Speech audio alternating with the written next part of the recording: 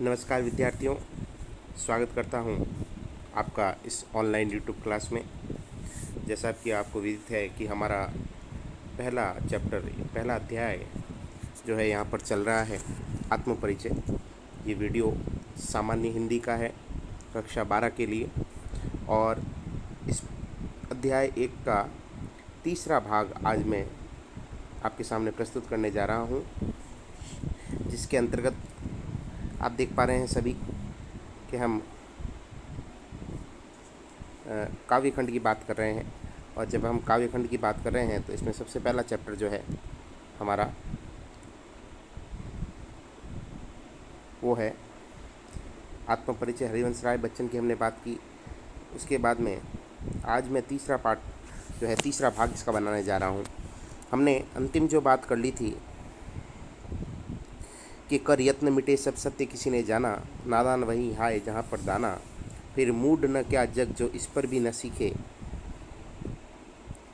मैं सीख रहा हूँ सीखा ज्ञान भुलाना। अंतिम पंक्ति ये थी कि कवि कहता है कि संसार में मूर्ख लोग भरे हुए हैं और सत्य को जानकर भी अनभिज्ञ बन बैठे हैं। अनभिज्ञ का मतलब है नादान बन बैठे हैं। सत्य को जानकर भी उससे दूर भागने का प्रयत्न कर रहे हैं, मूड यानी मूर्ख बने हुए हैं। ये मैंने आपको कल बता दिया था। और कवि कहता है इसलिए मैं मूर्ख नहीं बनना चाहता, इसलिए मैं अपने सीखे हुए ज्ञान को भुलाने का प्रयत्न कर रहा हूँ। अर्थात मैं एक ऐसी विधि खोज रहा हूँ जिससे मैं जो भी सीखा हुआ ज्ञान है उसको भुलाने का प्रयत्न कर रहा हूँ। तो ये अंतिम हमारी बात यहाँ तक हुई थी। आज हम जो ये पहला पैरा है इसमें वैभव धन की बात की गई कि ये आपको मैं पहले सारांश बता देता हूँ इसका। धन वैभव का मतलब यहाँ प्रतिष्ठा से है। किससे है भाई? प्रतिष्ठा से। यहाँ पर कवि ये कह रहा है कि ये संसार और मेरा किसी प्रकार का मेल नहीं है, यानी नाता नहीं है। क्योंकि ये संसार में जो लोग हैं वो धन वैभव को इकट्ठा करने में लगे हैं, ठीक है ना, प्राप्त करने में लगे हैं। और कवि कहता है तो मैं तो आनंद से जीवन जीने वाला हूँ, तो और मुझे धन वैभव जोड़ना नहीं है, अर्थात धन वैभव से उनको प्रेम नहीं है। तो कवि कहता है कि मेरा और इस संसार का कोई नाता नहीं है, यानी मेरा और इस संसार का कोई नाता नहीं है।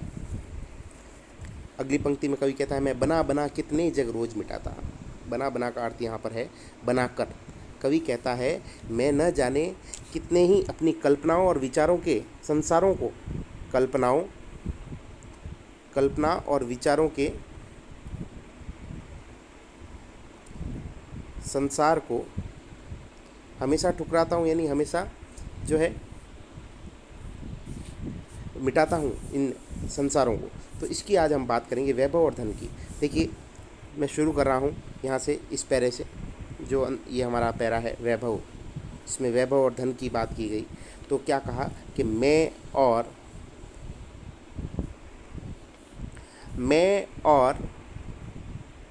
और जग और कहाँ का नाता। ध्यान से समझना इस पंक्ति को। कवि कहता है मैं और अर्थात मैं अन्य हूँ, मैं और हूँ, दूसरा हूँ। और का मतलब और, जग का मतलब जग दूसरा, यानी संसार दूसरा है यानी अन्य है। तो कवि यहाँ क्या कहना चाह रहा है कि मैं अन्य हूँ और संसार अन्य है, अर्थात मेरा और संसार का कोई मेल नहीं है। मेल कैसे नहीं है? क्यों कवि ये इसलिए कहता है, कवि कहता है कि मेरा और इस संसार का किसी प्रकार का कोई नाता नहीं है, संबंध नहीं है। नाते का मतलब क्या है? संबंध नहीं है। क्योंकि संसार में लोग जो है मोक्ष को प्राप्त करने में लगे हैं, धन वैभव को प्राप्त करने में लगे हैं, और कवि को किसी प्रकार का मोक्ष की चिंता नहीं, धन वैभव की चिंता नहीं। इसलिए कवि कहता है मैं बना बना कितने जग रोज मिटाता। कवि कहता है कि मैं अपनी कल्पनाओं के और विचारों के कितने ही संसारों को जो है हमेशा मिटाता और बनाता रहता हूँ। जग जिस पृथ्वी पर जोड़ा करता वैभव, ये जो जग है, ये संसार है, ये संसार के लोग जो है वैभव, धन, माया आदि को कमाने में लगे हुए हैं और अपने जीवन को जो है समाप्त कर देते हैं। मैं से उस पृथ्वी को ठुकराता। तो मैं ऐसे संसार को पसंद नहीं करता हूँ। मुझे वैभव से कोई लगाव नहीं है, अर्थात मुझे धन दौलत का कोई लालच नहीं है, और मैं ऐसे संसार को अपने पैरों से प्रतिपल ठुकराता रहता हूँ, उस पृथ्वी को ठुकराता, अर्थात मुझे ऐसे संसार से कोई लगाव नहीं है। तो ये आपका पहला पैरा है, समझ में आया होगा। आगे चलते हैं। अगला कहता है, मैं निज रोदन में राग लिए फिरता हूँ। कवि क्या कहना चाह रहा है यहाँ पे? कवि यहाँ पर कहता है कि कवि कहता है कि मैं दुख में भी निज रोदन, रोदन का मतलब यहाँ पर है आपके रोने से, निज यानी स्वयं, निज का मतलब क्या हो गया? स्वयं, और रोदन का मतलब हो गया रोने से। तो कवि यहाँ कह रहा है कि मैं निज रोदन में राग लिए फिरता हूँ। राग का मतलब यहाँ हो गया प्रेम। राग का क्या अर्थ हो गया? प्रेम। तो कवि क्या कह रहा है कि मैं निज रोदन में राग लिए फिरता हूँ। कवि कहता है कि मैं अपने रोने में अर्थात दुख में भी, मैं अपने रोने में अर्थात दुख में भी सभी के लिए प्रेम की भावना अपने हृदय में लिए जीवन को जी रहा हूँ। यानी मेरे हृदय में दुख होते हुए भी सभी के लिए क्या है? प्रेम है, राग है। शीतल वाणी में आग लिए फिरता हूँ। कवि कहता है कि मैं अपनी ईर्ष्या और क्रांति जागृत करने वाली वीरता की आग को, कैसी आग है ये वीरता की आग है। कैसी आग है? वीरता की आग। कवि कहता है कि मैं अपनी ईर्ष्या और क्रांति को जगाने वाली वीरता की आग को भी, किसको भी? वीरता की आग को भी जो है अपनी शीतल वाणी से अर्थात अपनी शीतल ठंडी आवाज़ से दबाकर रख रहा हूँ। यानी मैं अपनी जो है जोशपूर्ण वाणी को, यानी मैं अपने जो है, कवि कहता है कि अपनी वीरता की आग को अपनी वाणी से दबाकर रखता हूँ। कहने का अर्थ ये है। क्या कहता है कवि? कवि कहता है कि मैं अपनी ईर्ष्या को और क्रांति जगाने वाली वीरतापूर्ण आग को अपनी शीतल वाणी में छिपाकर रखता हूँ, या शीतल वाणी में दबाए हुए रखता हूँ। हो जिस पर भूपों के प्रासाद निछावर। अब भूपों का मतलब यहाँ आपको सबको पता होगा राजा, और प्रासाद का मतलब यहाँ पर है महल या भवन। ठीक है जी। तो निछावर यानी निछावर, ये तद्भव शब्द है।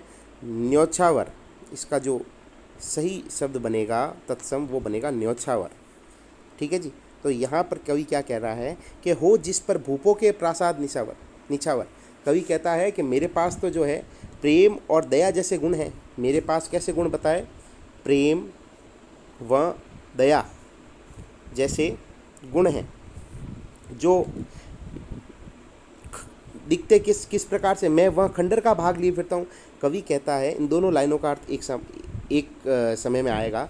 कवि कहता है हो जिस पर भूपों के प्रासाद निछावर, इस लाइन का अर्थ बाद में आएगा, पहले आएगा इसका अर्थ, मैं वह खंडर का भाग लिए फिरता हूँ। कवि कहता है कि मेरे पास तो प्रेम और दया जैसे गुण हैं, जो किसके समान प्रतीत होते हैं? जो खंडर के समान प्रतीत होते हैं, जो खंडर के समान प्रतीत होते हैं। जो किसके समान प्रतीत होते हैं भाई? जो खंडर के समान प्रतीत होते हैं।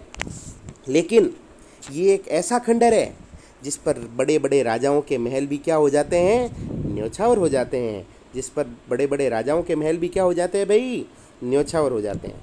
आपको आ गया होगा इसका अर्थ, मुझे समझ में ऐसा लग रहा है मुझे कि कवि कहता है, मैं वापस इसका अर्थ बता देता हूँ इस पूरे पैरे का, आप ध्यान से समझिएगा।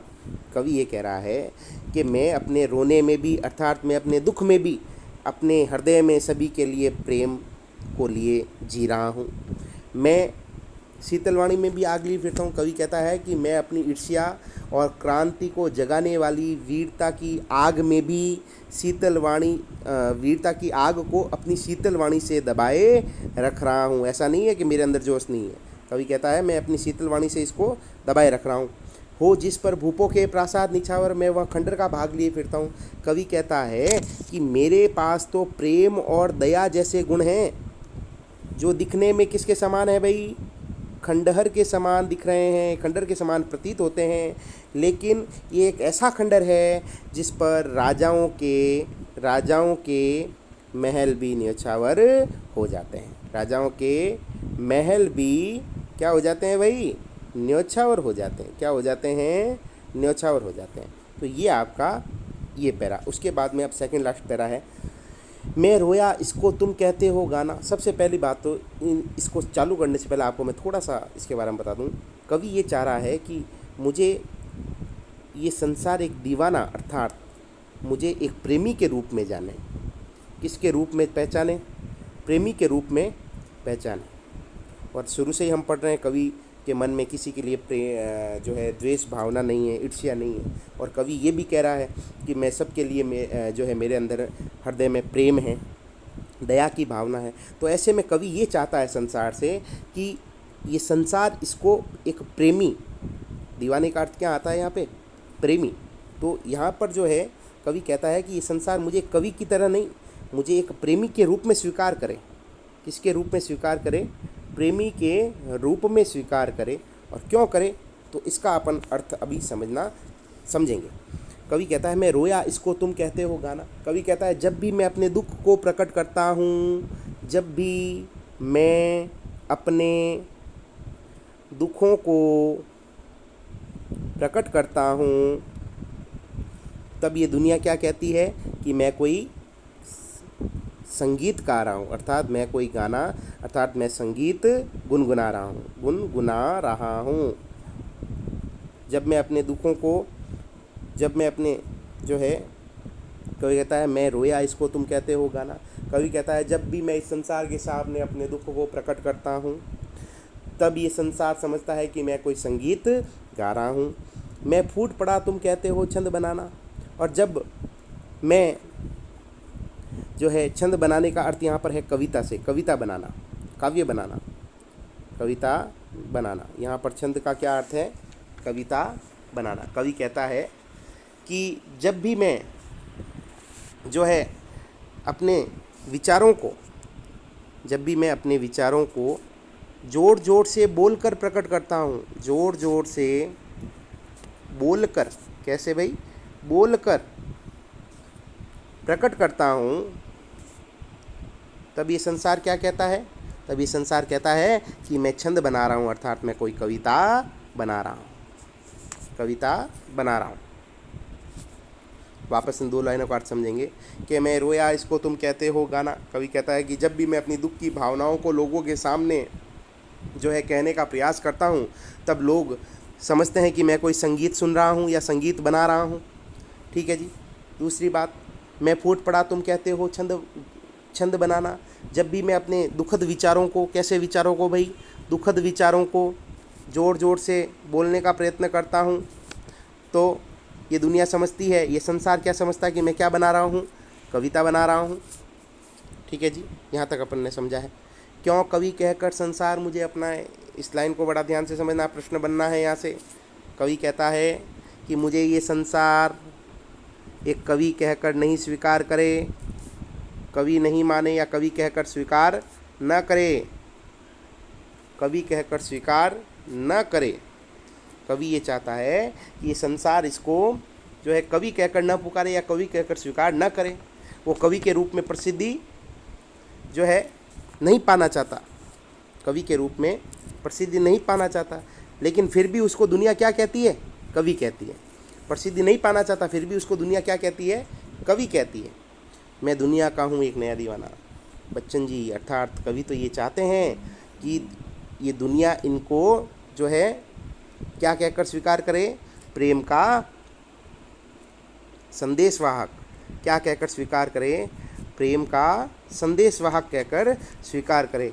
कवि चाहता है कि ये संसार मुझे जो है एक प्रेमी के रूप में पहचाने, और इस प्रेम के द्वारा ही वह सारे संसार को अपने इस प्रेम सागर में लहराने के लिए, प्रेम सागर में लहराने के लिए प्रयत्नरत हैं, प्रयास कर रहे हैं। कवि चाहता है कि ये संसार इनको कवि के रूप में स्वीकार न करे, फिर भी कवि जो है एक कवि के रूप में प्रतिष्ठा प्राप्त कर रहा है। कवि चाहता है यानी बच्चन साहब ये चाहते हैं कि ये दुनिया उनको प्रेमी के रूप में पहचाने, ठीक है, जिससे क्या होगा, जिससे वे संसार में जो है प्रेम फैलाएं, सबको मस्ती पर झूमने के लिए जो है लालायित कर दें, या प्रेम के सागर में सभी को भिगो दें, कुछ भी आप लिख सकते हैं, ठीक है जी। तो ये है आपका यहाँ तक। अब अंतिम पैरा जो है, कवि जो क्या कहना चाहता है वो अपन समझेंगे। मैं दीवानों का वेश लिए फिरता हूँ। कवि कहता है कि मैं तो एक तरह का क्या हूँ, प्रेमी हूँ, और प्रेमियों का रूप धारण करके इस जीवन को जी रहा हूँ। प्रेमी के रूप में मैं इस जीवन को जी रहा हूँ, प्रेमी के रूप में जी रहा हूँ। प्रेमी वेश का मतलब वैसे वेशभूषा होती है जो अपन समझते हैं, कपड़े, वेशभूषा पहनने का जो तरीका है। तो यहाँ पर प्रेम को वस्त्र बना दिया और क्या कहा कि मैं दीवानों का वेश लिए फिरता हूँ। कवि कहता है कि मैं तो प्रेमी रूप को धारण किए इस जीवन को जी रहा हूँ, मैं मादकता निशेष लिए फिरता हूँ। कवि कहता है कि मेरे हृदय में तो सभी के लिए क्या है, प्रेम है, प्रेम रूपी खजाना है। मेरे हृदय में सभी के लिए क्या है, प्रेम रूपी खजाना है, जो कभी समाप्ति नहीं होता। निशेष का मतलब कभी समाप्त नहीं होता, समाप्त न होने वाला। कि मेरे अंदर तो क्या है, हृदय में प्रेम रूपी खजाना है जो कभी नहीं समाप्त होने वाला है, ठीक है। जिसको सुनकर जग झुके लहराए। कि ये प्रेम रूपी खजाना कैसा है, जिसमें लिप्त होकर, ये प्रेम रूपी खजाना कैसा है, कवि कहता है कि जिसमें लिप्त होकर ये संसार झूमता है, झूम सके, गा सके और लहराए। तो ये प्रेम रूपी नशा तो ऐसा है जो इस संसार को झुमा सकता है, ठीक है, झुका सकता है और लहरा सकता है। मैं मस्ती का संदेश लिए फिरता हूँ। कवि कहता है कि मैं तो सभी में मस्ती से झूमने, खुशी से लहराने आदि का संदेश लिए जीवन को जी रहा हूँ। तो ये आपका पैरा है अंतिम। तो आज हमने इन तीनों पैरों की हमने बात की है, और जब तीनों पैरों की हमने बात की है तो इसके अंदर फर्स्ट आपको जो है तीनों पैरे आपको सप्रसंग व्याख्या इसमें करनी है, इसका आप ध्यान रखिएगा।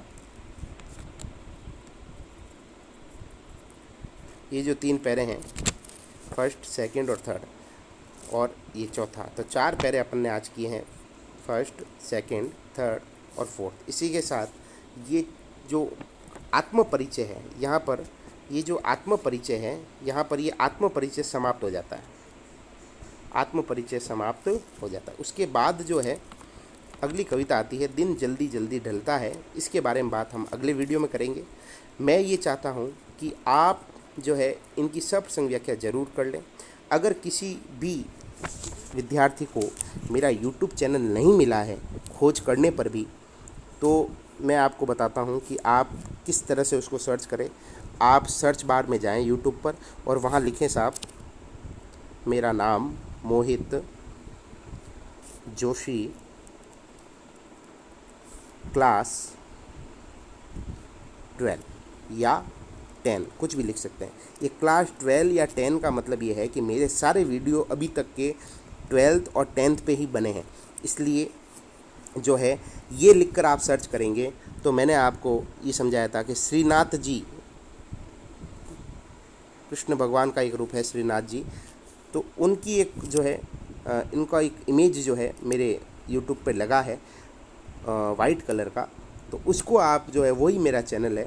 और भविष्य में मैं नाम भी चेंज करूँगा इसका। मैं भविष्य में जो नाम देने वाला हूँ इस चैनल का वो होगा मोहित जोशी हिंदी। जब मैं ये नाम दे दूँगा और आप जब इस नाम से सर्च करेंगे तो मैं आपको वहीं YouTube चैनल पे मिल जाऊँगा। तो सारी इन्फॉर्मेशन मैंने आपको दे दी है, और भी आगे लगातार वीडियो आते रहेंगे, और आपको काम करना है इस चीज़ का। आप विशेष तौर से ध्यान रखें और काम करते जाएं। काम में किसी तरह की आप ढिलाई ना करें। धन्यवाद। जय हिंद, वंदे मातरम।